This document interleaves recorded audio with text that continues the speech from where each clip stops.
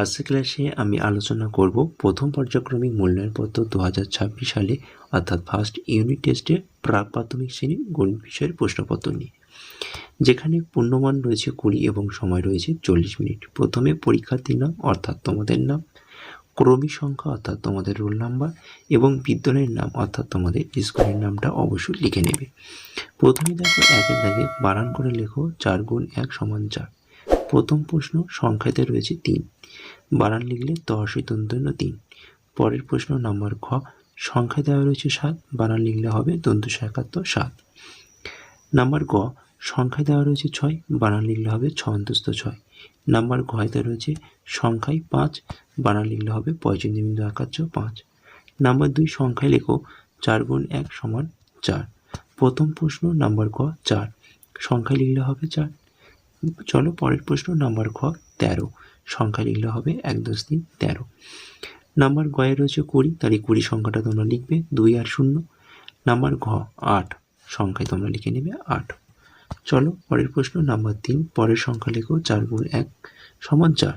প্রথম প্রশ্ন 15 সংখ্যাটি পরের সংখ্যা হবে 16। একইভাবে পরের প্রশ্ন নাম্বার খ 8 সংখ্যাটি পরের সংখ্যাটি হবে 9। চলো পরের প্রশ্ন নাম্বার গ 11 সংখ্যাটি পরের সংখ্যা 12। নাম্বার ঘ 18 সংখ্যাটি পরের সংখ্যা 19। পরের পেজে নাম্বার 4, ইংরেজি সংখ্যার পাশে বাংলা সংখ্যা মেলাও। 4 গুণ 1 সমান 4।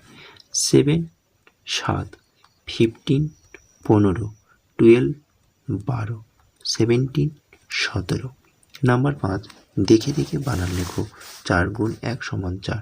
প্রথম প্রশ্ন 5, তাই প্রথমে তোমরা ইংরেজিতে 5 লিখবে এবং বানান লিখবে FIVE 5।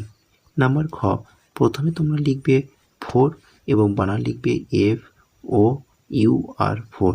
একইভাবে গয়ের প্রশ্নটা দেখে নাও এবং ঘয়ের প্রশ্ন রয়েছে 9 NINE 9। তো এটি ছিল ক্লাস প্রাক প্রাথমিক অর্থাৎ শিশু শ্রেণী অর্থাৎ তোমাদের প্রথম পর্যায়ক্রমিক মূল্যায়ন 2026 সালে গণিতের প্রশ্নপত্র।